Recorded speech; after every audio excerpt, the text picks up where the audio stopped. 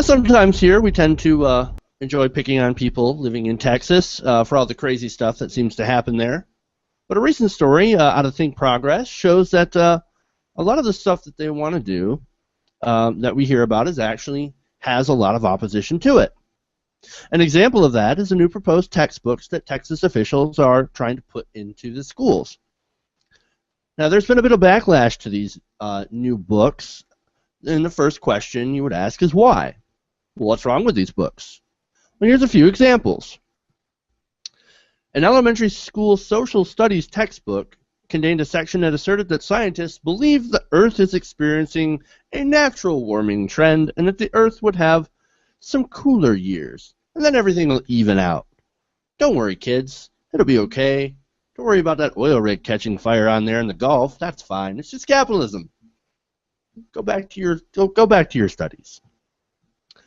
Another example of climate denialism in these new books is the part where, in a 6th grade geography book, that said that scientists just don't agree about the cause on climate change. Really. Quote, "It is just another natural warming cycle like so many cycles that have occurred in the past? Or is climate change anthropogenic, caused by human activity? You decide. What is it? Is it natural or is it man-made? It's sort of like a choose-your-own-adventure for oil tycoons." So what are Texans doing to fight back? Well, they gathered about 24,000 signatures from actual Texas residents and had them delivered to the State Board of Education. Now, the reason I find this fight important is because Texas has the largest public school system in the country, and at this moment maintains some pretty strict standards for textbooks. Because of the publishers tend to look to Texas for making decisions about what they put into their textbooks for other states to use, it seems to be pretty important. This whole thing seems to be really important if you actually give a crap about education. This is why you see conservative politicians and moneyed interests start to take a look at the education system itself. Because if you can get them at a young age, you can influence them with your propaganda and teach them to ignore scientific facts. Now, what are your guys' thoughts on this?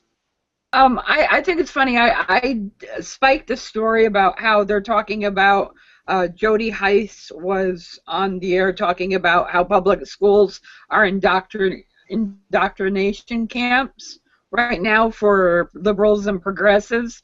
I find it highly ironic that while the conservatives are running that Common Core meme throughout, that they're trying to spike things like climate change and everything else from textbooks in Texas now because, oh no, the scary science and logic will, I don't know, make their heads explode.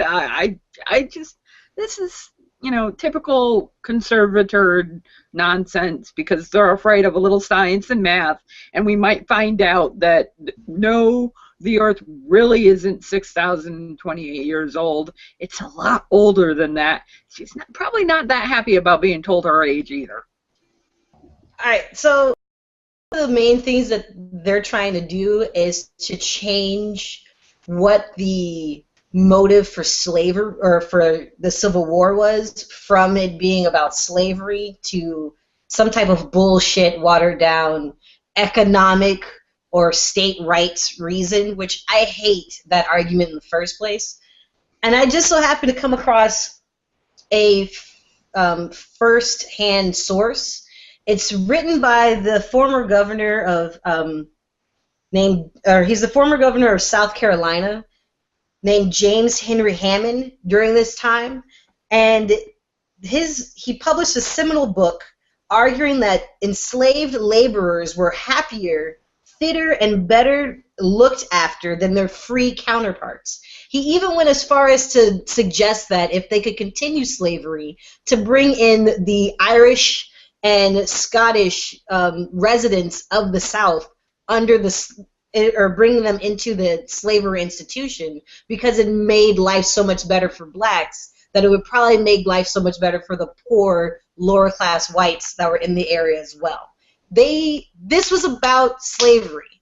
It was they're trying to whitewash history and push everybody who's ever existed outside of being a white male out of it And for I can't understand why they would want to do that, because you would want your kids to learn that other people's heritage was of high struggle. You would want to appreciate the turmoil that this country went through and was able to overcome, and not just water it down over, oh, it was just states' rights. I mean, don't worry about what exactly they wanted the right to do or how they were pissed off that they didn't have enough delegates to be pro-slavery in the Union or anything like that. No. Let's not look at that. Let's just look at it being state rights. It's like we're dumbing down our kids with this bullshit, and we're making it easier for kids to be ignorant of each other and ignorant of their own heritage and their own things that they need to be proud of. There are heroes in the story of the Civil War and in the story of America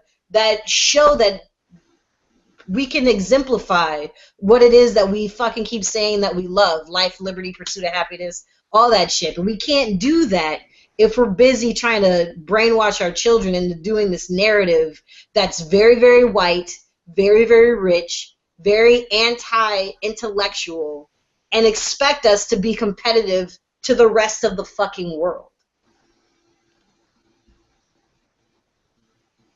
Okay, so, like, I don't want to, like, contradict anything that Haven just said. Like, but in general, I don't mind, like, adding in the other factors that led to the Civil War, but, like, you can't ignore the overarching theme of the Civil War, which happened to be slavery, and the fact that a lot of southern states believed that the prevention of slavery to the territories would have let slavery die in their own states, and there's basically the Civil War was a lot about slavery, and if you try to remove that from the textbooks, then you're totally wrong, and I agree with Haven 100% on that. As for the people in this story that are trying to fight to get the climate change stuff out of or into the Texas books, I mean, good on them. I'm glad that they're doing that, but this has actually a lot more to do with how textbooks work in this country, because Texas is so big. If they have a specific demand, it ends up going inside all of the textbooks that we go through. Like Jeff talked about how they're the largest public school system in the entire nation, and that gives them like affirmative power, and it's the same affirmative power that California has when they mandate higher fuel standards for their cars, because they're such a large share of the market. The companies make more money by only producing one. So like if these people in Texas fail, then other school districts have to demand, and if it means paying a little bit more money, they have to pay a little bit more money to get more accurate textbooks, so that they don't fall for Texas's weird issues with history and science. Yeah, like those are some good points, and you both bring up a lot about the motivations of why, of the people that are trying to change around these textbooks. Obviously, there's a political motive. There's an economic incentive as well, to change these around, and that's why that's why it's so important. I mean, we also had the same issue happen in Jefferson County. Well, the Jefferson County schools recently tried doing the same thing, and they've had their textbooks changed as well. And a lot of students, a lot of teachers protested that, and ultimately lost. And we don't want the same thing to happen in Texas, because they have such a large share of the market. And you're right, Sean. The whole problem with how textbooks work in America, I mean, that needs to be addressed as well, so that we can actually have accurate books. I remember going through high school and going through the history books, and then after I graduated, watching history stuff and learning about history stuff that I never learned in high school. And I was like, well, why didn't our books have this kind of stuff in it? What happened? Why didn't we learn about this? Why didn't I have this information available? It would have been nice to fucking know.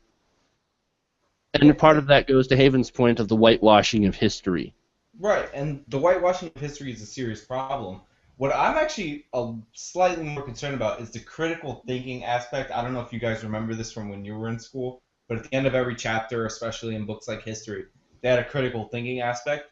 So if you had like exercises in there and the critical thinking part that was like draw a defensive position for some southern states that doesn't have to do with slavery, like just to get a kid thinking, Like that's different from changing like the actual motivations of like why the Civil War started. And what I don't understand is why Texas textbooks would want to pin the Civil War on states' rights, because then you're like you're blaming one of the most important or one of the most horrible wars in American history on a concept that you're trying to promote today. So like it's weird, it's unusual, and I wouldn't do it, but like I'm actually in favor of more critical thinking exercises in general, and like I may have not given the best example, but well, if that's the case, Sean, then you are just opposed to the GOP of Texas. They had a whole platform that was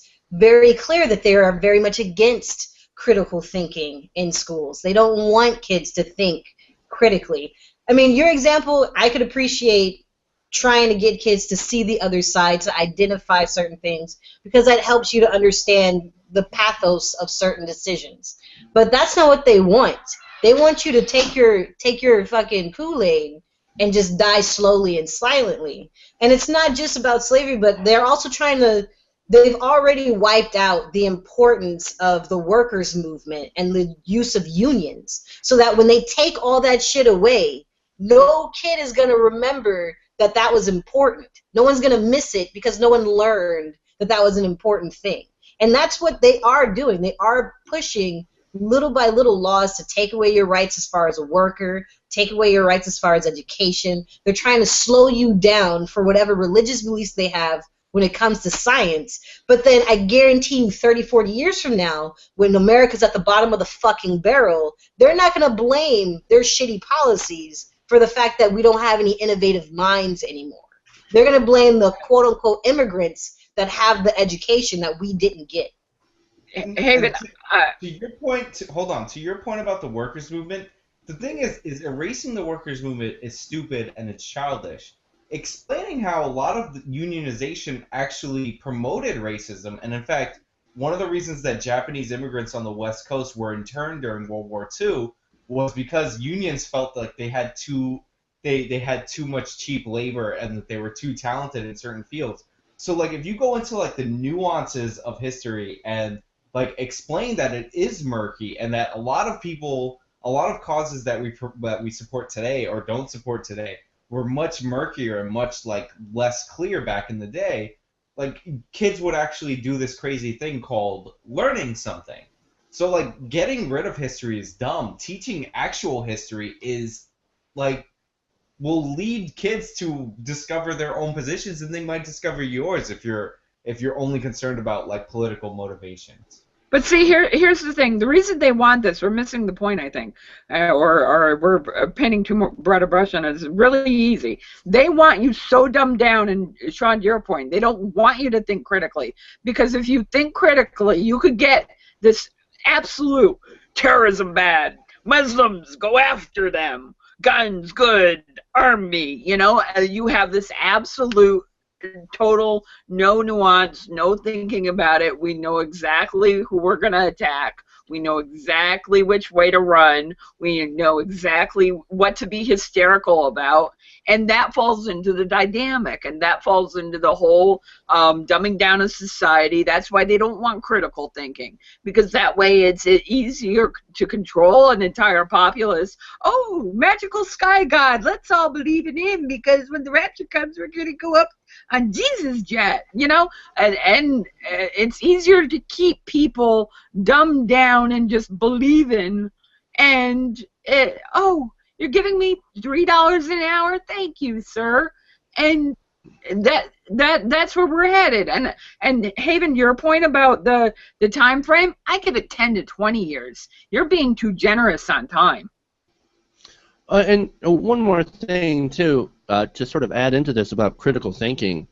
I think I recently saw an article showing how the lack of critical thinking being taught in our schools and what's being taught in our schools and how it's being taught is more or less it's teaching children to work in an economy that no longer exists, and that's putting us backwards as well. It's that top-down authoritarian sort of education that leads to a top-down authoritarian. You don't innovate, don't think, you do what I tell you to, you make the part exactly to my specifications, when you're coming to mass manufacturing. And those kinds of jobs, while they are filtering back to the United States, that's not a majority of our workforce anymore. We need more innovative people. We need people who know how to critically think. And, changing textbooks and doing all this stuff and teaching the way that we're doing to try to eliminate that critical thinking, that's a detriment to our country. But Jeff, the whole reason they want that is so when you get the crappiest job at the cheapest price, you'll be so thrilled to get that because you could maybe just barely scrape by that you won't bitch. Oh, you'll want that big screen TV, but you can't, Yeah, we know their motivations and why that thing is encouraged, but it does ultimately hurt America in the long run. And that's what they're lacking, is a longer vision, I guess, something that's more than short-term profits and short-term return.